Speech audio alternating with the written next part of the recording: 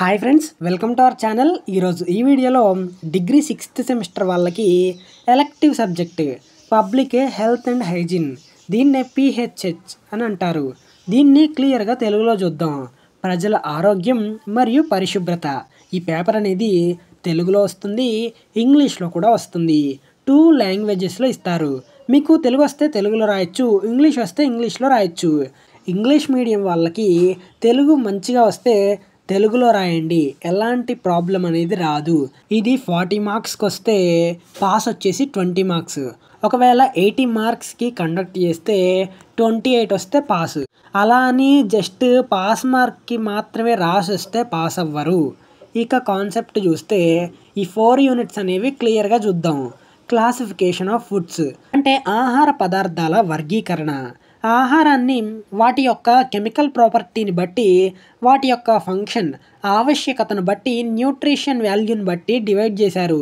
దాంట్లో carbohydrate, fats, vitamins, dietary fibre, water, మినరల్స్గా విభజించారు. ఎనర్జీ గివింగ్ ఫుడ్స్ అంటే శక్తినిచ్చే ఆహారాలు. కార్బోహైడ్రేట్స్, ఫ్యాట్స్ మరియు ప్రోటీన్స్ను క్యాలరీ న్యూట్రియంట్ అంటే పోషకాలుగా పరిగణిస్తారు. దీని ద్వారా శరీరంలో అవసరమైన విధులను నిర్వహిస్తుంది. వీటికి ఎగ్జాంపుల్గా వచ్చేసి అన్నం, చపాతీ, బ్రెడ్, పొటాటో, పంచదార, వెన్నె మరియు నెయ్యి శక్తినిచ్చే ఆహారాలు. అండ్ సెకండ్ది బాడీ బిల్డింగ్ ఫుడ్స్. దీంట్లో proteins, fats, carbohydrates body building food కిందకు వస్తాయి. ఇవి శారీరక కణజాలాలను ఏర్పరిచే పోషకాలు. చేపలు, మాంసం, గుడ్లు, పప్పులు, గింజలు, ఇంకా పాలు ఇవన్నీ ఉదాహరణలు. థర్డ్ది వచ్చేసి ప్రొటెక్టివ్ ఫుడ్స్. విటమిన్స్ మరియు మినరల్స్ శరీర ప్రక్రియలను నియంత్రించడానికి పనిచేసే పోషకాలు. అవి మనల్ని రకరకాల వ్యాధుల నుండి రక్షిస్తాయి. పండ్లు ఇంకా కూరగాయలు వీటికి ఉదాహరణలు. కాబట్టి వీటిని మనం రోజు తినాలి. అసలు మనం ఆహారం ఎందుకు తినాలి, తీసుకోవాలి అంటే మానవులు, జంతువులు లేదా మొక్కలు, భూమి మీద ప్రాణం ఉన్న ప్రతి ప్రాణికి జీవం మరియు పెరుగుదల కోసం ఆహారాన్ని తీసుకుంటాం. ఆహారం యొక్క ప్రధాన వనరులు జంతువులు మరియు మొక్కలు. ఇది శక్తిని మరియు పోషణను దయచేస్తుంది. ఈ ఆహారంలో కార్బోహైడ్రేట్స్, ప్రోటీన్స్, ఫ్యాట్స్ అనేవి ఉంటాయి. ఆహారం అనేది మనల్ని బ్రతికించే పోషకాలను అందిస్తాయి. అవి శరీరానికి శక్తిని అందిస్తాయి. మనకి ఎదగడానికి మరియు ఆరోగ్యాన్ని చురుగ్గా ఉంచడానికి సహాయపడుతుంది. కార్బోహైడ్రేట్స్ అంటే ఏంటి, అది మనలో ఎలాంటి ప్రభావాలను చూపిస్తుంది అనేది తెలుసుకుందాం. కార్బోహైడ్రేట్స్ అంటే కార్బన్, హైడ్రోజన్ అండ్ ఆక్సిజన్ అనే కెమికల్ యొక్క కలయిక. అవి సెల్యులార్ ఎంజైమ్స్ యొక్క సహాయంతో బయాలజికల్ ఆక్సిడేషన్ అంటే జీవ ఆక్సీకరణపై శక్తిని విడుదల చేస్తుంది. 1 గ్రాము కార్బోహైడ్రేట్ సుమారు 18 కిలోజౌల్ ఆఫ్ ఎనర్జీని ఇస్తుంది. ఆహారంలోని కార్బోహైడ్రేట్స్ మన శరీరానికి అవసరమైన 60 నుంచి 80% వరకు శక్తిని అందిస్తుంది. అలానే ప్రోటీన్స్ అనేవి సంక్లిష్టమైన అణువులు. ఇవి శరీరంలో అనేక కీలక పాత్రను పోషిస్తాయి. ఇవి కణాలలో చాలా పనిచేస్తాయి మరియు శరీరం యొక్క కణజాలం మరియు అవయవాల నిర్మాణం, పనితీరు మరియు నియంత్రణకు అవసరం అవుతాయి. న్యూట్రిషన్ డెఫిషియన్సీ అండ్ డిసీజెస్ గురించి తెలుసుకుందాం. ఇవి ప్రోటీన్స్ తక్కువైతే వచ్చే రోగాలు. సాధారణంగా పెరుగుతున్న పిల్లలకు వారి ఎదుగుదల మరియు అభివృద్ధికి అవసరమైన ప్రోటీన్స్ అందుబాటులో లేనందువలన పోషకాహార లోపం అనేది వస్తుంది. పోషకాహార లోపంతో బాధపడతారు. 1 నుంచి 5 సంవత్సరాల వయసు గల పిల్లలు ఈ వ్యాధితో బాధపడుతున్నారు. దీనికి ప్రధానంగా 2 కారణాలు. ఆహారంలో ప్రోటీన్స్ లేదా కార్బోహైడ్రేట్స్ తక్కువగా తీసుకోవడం మొదటి కారణం. కార్బోహైడ్రేట్స్ ఉన్న ఫుడ్ కన్నా ప్రోటీన్స్ ఎక్కువగా ఉన్న ఫుడ్ తీసుకోవడం వల్ల వ్యాధులు సంభవిస్తాయి. మెరాస్మస్ అనే డిసీజ్ అనేది 1 సంవత్సరం వయసులో ఉన్న పిల్లలకు ఈ వ్యాధి సంభవిస్తుంది. ఎందుకంటే ఇది కార్బోహైడ్రేట్స్, ఫ్యాట్స్ మరియు ప్రోటీన్స్ సరిగ్గా అందకపోవడం కారణంగా ఈ వ్యాధి వస్తుంది. దీని యొక్క లక్షణాలు వచ్చేసి పిల్లల చర్మం మరియు ఎముకలు తగ్గుతాయి, కండరాలు తగ్గుతాయి, ముడుచుకుపోతుంది శరీరం అనేది, కళ్ళు లోపలికి వెళ్ళిపోతాయి, సన్నని ముఖం, అలానే శరీరం సన్నబడుతుంది, వెనుకబడిన శారీరక మరియు మానసిక ఎదుగుదల, అలానే పక్కటెముకలు వచ్చేసి పావురం ఛాతిలా తయారవుతుంది.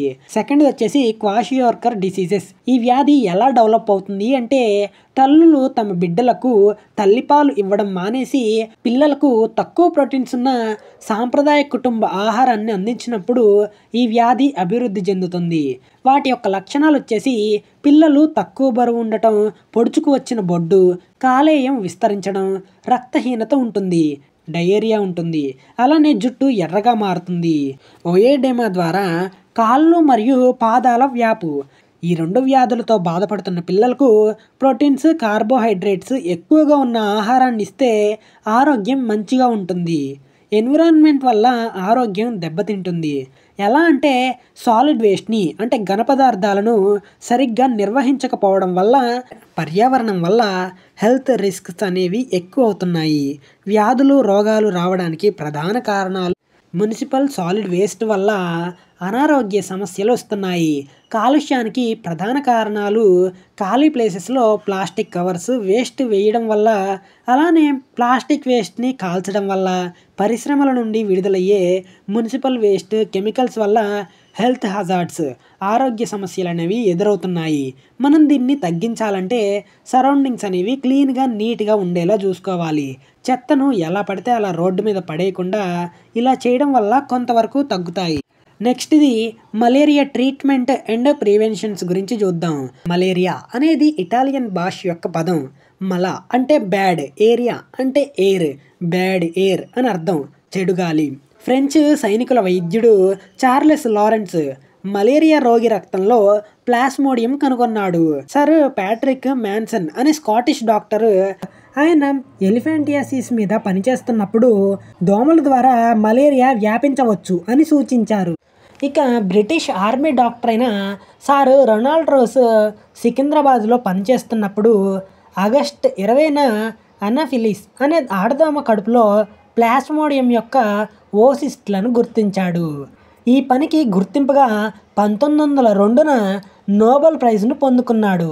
ఇతని తర్వాత జీబీ గ్రసీ మరియు ఇతరులు ఆడదోమలో ప్లాస్మోడియం వైవాక్స్ జీవిత చక్రాన్ని వివరించారు.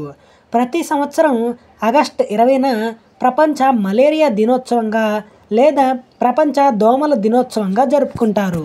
మలేరియా రావడానికి కారణాలు వచ్చేసి మలేరియా మెయిన్గా దోమలు కొట్టడం వల్ల, ఆడదోమలు కొట్టడం వల్ల వస్తుంది. అలానే మలేరియా వచ్చిన వారికి ఉపయోగించిన సిరంజ్, ఇంజెక్షన్ అనేది ఇతరులకు వాడటం వలన వారికి ఇతరులకు కూడా సోకుతుంది.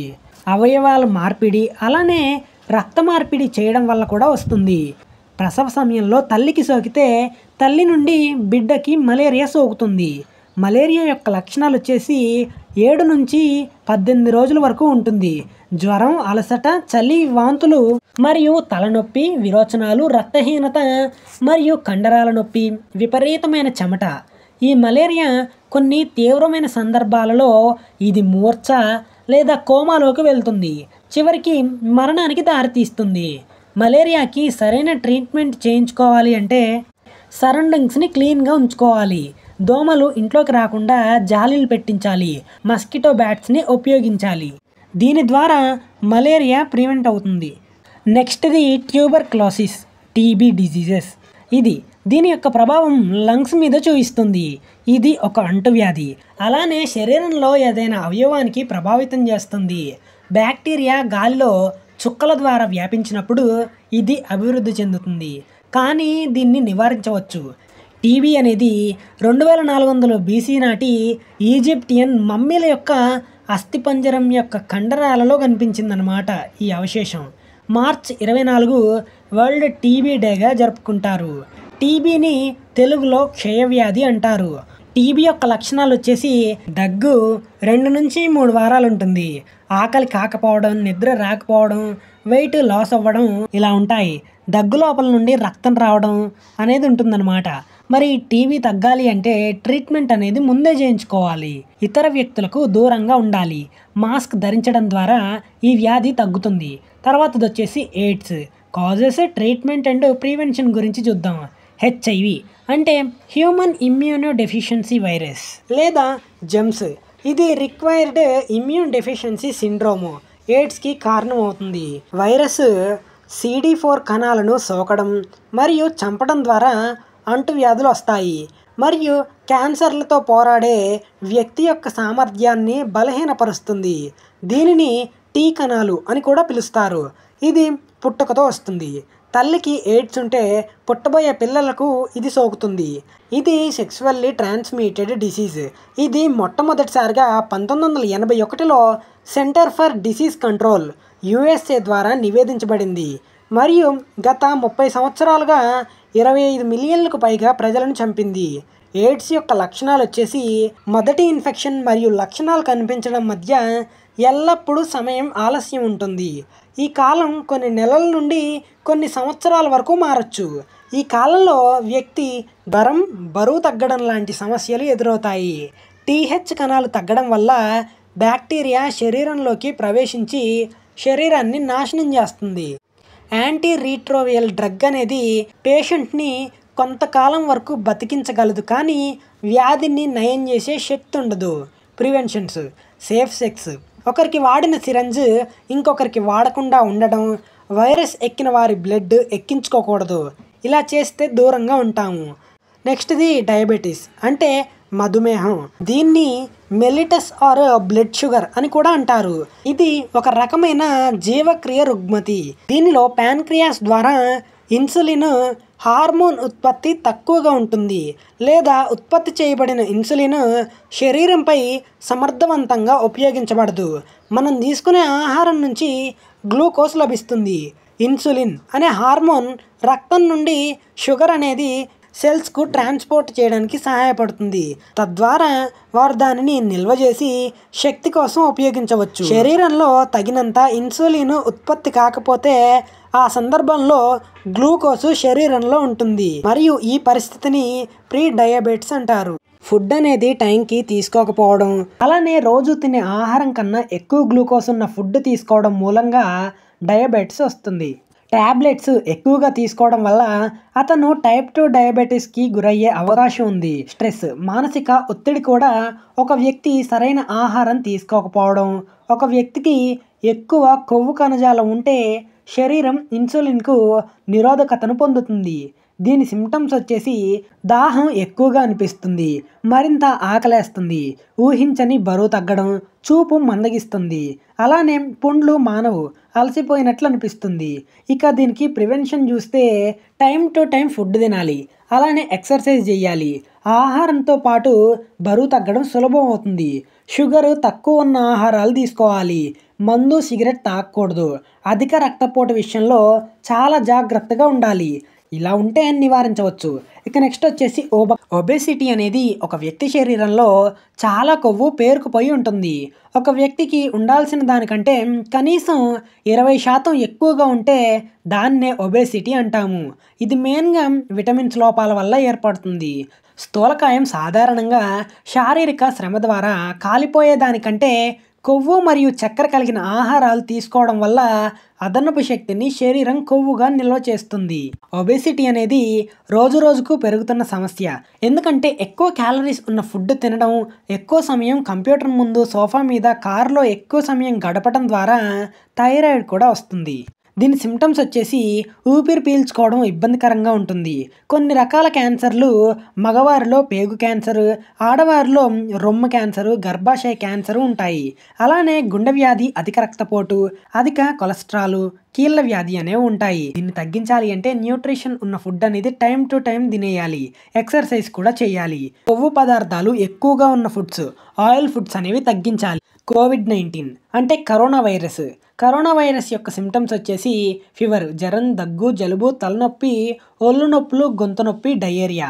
దీనికి పారాసెటమాల్ 650 mg రోజుకు 4 సార్లు వేసుకోవాలి. అలానే డాక్టర్ని కన్సల్ట్ అవ్వాలి. మాస్క్ వాడాలి. చేతులు కాళ్ళు శుభ్రంగా కడుక్కోవాలి. Stay home, stay safe. Next, మనుషులు ఆర్గానిక్ ఫుడ్కు ఎందుకు అంత ప్రిఫర్ చేస్తారు? ఎందుకంటే ఆర్గానిక్ ఫుడ్ అనేది ప్రకృతిలో పండిన ఆహారం తింటే వాటిలో పోషక విలువలు, న్యూట్రియంట్స్ ఉంటాయి. అలానే ప్లాస్టిక్ బాటిల్స్లో వాటర్ తాగడం వల్ల ప్లాస్టిక్ పార్టికల్స్ అనేవి మన లోపలికి వెళ్తున్నాయి. అందువల్ల చాలామంది మట్టి పాత్రలలో తాగడం మొదలుపెట్టారు. వంటలు కూడా మట్టి పాత్రలలో వండడం, అవి తినడం వల్ల ఆరోగ్యానికి మంచిగా ఉంటుంది, ఆరోగ్యాన్ని కాపాడుతుంది. అలానే ప్రకృతిలో పండే ఆకుకూరలు, జొన్నలు, రాగులు, కొర్రలు ఆరోగ్యాన్ని కాపాడుతాయి. కెమికల్స్తో పండించిన కూరగాయలు, పండ్లు తినడం వల్ల ఎన్నో రోగాలు కూడా వస్తున్నాయి. మనం తినే ఫాస్ట్ ఫుడ్స్ దగ్గర కూడా అన్ని చోట్ల క్లీన్గా ఉండవు. అలాంటి వాటి దగ్గర తినడం వల్ల ఫుడ్ పాయిజన్ లాంటి సమస్యలు ఎదురవుతాయి. ఆర్గానిక్ ఫుడ్స్ ఆరోగ్యానికి బలాన్ని దయచేస్తుంది. అందుకనే మార్కెట్లో వాటికి ఎక్కువగా డిమాండ్ ఉంది. చివరిగా last unit personal hygiene and sanitization. మనం మన సరౌండింగ్స్ని ఎంత క్లీన్గా ఉంచుతున్నామో కిచెన్లోని వస్తువులను కూడా శుభ్రంగా ఉంచాలి. వంటలు వండేటప్పుడు జాగ్రత్తగా ఉండాలి. మనం మార్కెట్ నుంచి కూరగాయలు తేగానే వాటిని 2-3 సార్లు నీటిలో శుభ్రంగా కడగాలి. ఎందుకంటే క్రిములు ఆ కూరగాయల మీద ఉంటాయి. అలానే మనం ఆర్గానిక్ ఫుడ్ అంటే కెమికల్స్తో పండించే పంటలు కాకుండా ప్రకృతిలో ఎలాంటి కెమికల్స్ ఉపయోగించకుండా పండించిన పంట నుండి వచ్చే ఆహారం ఆరోగ్యాన్ని కాపాడుతుంది. అందుకనే అంటారు పెద్దలు, ఆరోగ్యమే మహాభాగ్యమని. ఆహారం ఎంత మంచిగా వండినా మనం కూడా శుభ్రంగా నీట్గా ఉండాలి. అప్పుడే ఎలాంటి జబ్బులు మన దగ్గరికి రావు. అన్నం తినే ముందు హడావిడిగా తినకూడదు. అలానే మనం చేతులు, కాళ్ళు నీట్గా శుభ్రం చేసుకోవాలి. దాని ద్వారా మన చేతికి అంటిన క్రిములు దూరం అవుతాయి. రోజు స్నానం చేయడం వల్ల శరీరానికి ప్రశాంతత, నీట్గా ఉంటాము. రోజు జుట్టును సరిగ్గా దువ్వుకోవడం, ముఖం కడగడం, నెయిల్స్ని కట్ చేసుకోవడం వల్ల అంటే గోర్లు కట్ చేసుకోవడం వల్ల మనకి జెమ్స్ దూరంగా ఉంటాయి. ఇలా చేయలేదు అంటే, అన్నం తినే ముందు చేతులు కడగలేదు అంటే మన చేతిలో ఉన్న క్రిములు డైరెక్ట్గా కడుపులోకి వెళ్తాయి. మనం స్నానం చేయకపోతే ఒక్క రోజులోని క్రిములు, చెమట, వాసన కంపు కొడుతుంది. మనం మన ఇల్లుని నీట్గా ఉంచకపోతే ఎన్నో రోగాల బారిన పడతాము. మన హెల్త్ని సురక్షితంగా కాపాడుకోవాలి. ఎలాంటి వ్యాధులు మన దగ్గరికి రాకుండా ఉండాలి అంటే పైన చెప్పినవన్నీ చెయ్యాలి. తలస్నానం అనేది వారానికి 2 సార్లు చేయాలి. రోజుకు 2 సార్లు ముఖం కడగాలి, అంటే బ్రష్ చేయాలి అని. దెబ్బ తగిలినప్పుడు మెడిసిన్ వాడాలి, బ్యాండేజ్ చుట్టాలి. అలానే డాక్టర్ ప్రిస్క్రిప్షన్ లేకుండా వాడొద్దు. ఇదంతా గుడ్ హైజీన్ కిందకు వస్తుంది. అలానే సాలిడ్ వేస్ట్ని ఎక్కడ పడితే అక్కడ పారేయకండి, గార్బేజ్లో పడేయండి. మనం పరిశుభ్రంగా ఉంటే మన ఆరోగ్యం మంచిగా ఉంటుంది. ఇదండి కాన్సెప్ట్. మరి మీకు ఏం అర్థం కాలేదు అంటే శానిటైజేషన్, హైజీన్, పరిశుభ్రత గురించి మీకొచ్చింది రాసినా పర్లేదు. ముందైతే 2 లైన్స్ కాన్సెప్ట్ రాసి మిడిల్లో మ్యాటర్ రాస్తే చాలు. ఫుడ్ గురించి అడిగితే proteins, carbohydrates, fats, nutrients, water, minerals, పోషక ఆహార విలువల గురించి రాయండి. అలానే పరిశుభ్రత గురించి అడిగితే ప్రజల ఆరోగ్యం మంచిగా ఉండాలి అని రాయండి. ప్రజెంటేషన్ అనేది నీట్గా ఇవ్వండి. తప్పులు లేకుండా రాయడానికైతే ప్రయత్నించండి. ఒకవేళ తప్పులు రాసినా కొట్టేయకండి, నీట్గా ప్రజెంటేషన్ ఇవ్వండి. మీకు మంచి మార్క్స్ అయితే వస్తాయి. ఇది విని రాసినా మీకైతే మంచి మార్కులు వస్తాయి. సో చివరిగా ఇదండి వీడియో అనేది. ఈ వీడియో నచ్చితే మీ ఫ్రెండ్స్కి కూడా షేర్ చేయండి, యూజ్ అవుతుంది. అలానే దీని యొక్క పీడిఎఫ్ అనేది మన మెయిన్ టెలిగ్రామ్ ఛానల్లో ఉంది. లింక్ అనేది డిస్క్రిప్షన్లో ప్రొవైడ్ చేశాను. సో చివరిగా ఇదండి వీడియో అనేది. మరిన్ని డిగ్రీ లెసన్ల కోసం మన ఛానల్ని సబ్స్క్రైబ్ చేసుకోండి. మన ఫ్రెండ్స్ అందరికీ షేర్ చేయండి. పక్కనే ఉన్న బెల్ ఐకాన్ క్లిక్ చేసి ఆల్ ఆప్షన్లో పెట్టేయండి. పోదామా? ఇంకేం లేదుగా, అంతే. పోదాం, ఇంకేం లే. లెసన్ అయిపోయింది, పోయేదంతే. పోదాం. షేర్ చేసి సబ్స్క్రైబ్ చేస్తే నీ సొమ్ము ఏమన్నా పోద్దా? నేను హ్యాపీ అయితే కదరా. నేను నాకు ఐడియా రాలేదు మచ్చా. రాదురా నీకు. నన్ను హ్యాపీ చేసేదానికే ఐడియా రాదు.